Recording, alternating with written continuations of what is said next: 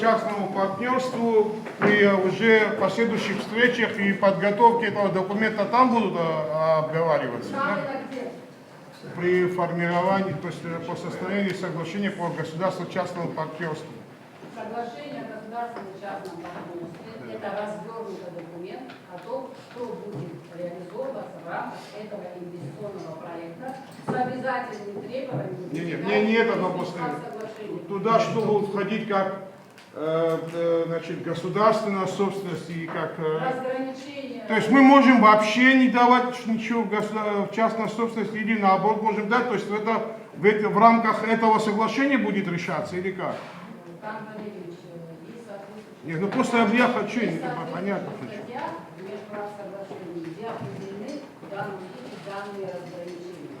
Это то, что касается объектов аэродрома и аэродромной инфраструктуры, сохраняющейся... С этим понятно, с этим понятно. Все остальное я имею в виду. Все остальное, мы же сказали, аэропорт и аэропортовая инфраструктура будут передаваться в частную собственность для того, чтобы они, соответственно, проводили все необходимые... Тогда для чего тогда государственно-частное партнерство создавать, если мы и так это отдаем, это мы и так не отдаем? На объекте сохраняется государственная собственность.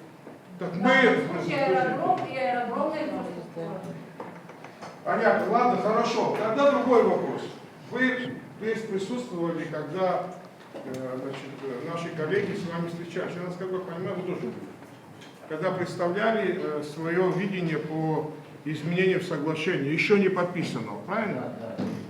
Я сейчас все не буду говорить, все не буду, как говорится, зачитывать. Вот я, на мой взгляд, очень были бы интересны, если бы это отразилось бы в этом соглашении. Скажем, 4-й пункт: предусмотреть в проекте соглашения запрет на передачу и оформление российским юридическим лицом в залог права аренды на объект инвестиций. Вы не отреагировали. Но 9-й вопрос: дополнить проект соглашения обязанности абхазской стороны предоставлять на утверждение Народного собрания парламента Республики Абхазия мастер-план соглашения о ГЧП, правильно? Ну, в принципе, вы здесь, в общем, так ответили, да. Дополнить права абхазской стороны возможности требовать с российского юридического лица возмещения упущенной выгоды в результате неисполнения российским юридическим лицом обязанностей в соответствии с соглашением и соглашением ГЧП. Дальше. Дополнить статью 14 проекта соглашения условием, что протоколы, которыми оформлены вносимые в соглашение изменения, дополнение проходит процедуру ратификации в парламенте Республики Абхазия. Я думаю, что это... А? Я не понял. Но я в этом соглашении, честно говоря, не видел. Может, у меня другая редакция, но я это не видел. Теперь, теперь смотрите, другой вопрос. Вот мы сейчас говорим об инвесторе. Инвестор, он предполагает, что он не свои личные деньги вкладывает, он кредитуется. Правильно я так понимаю, да, констатировано?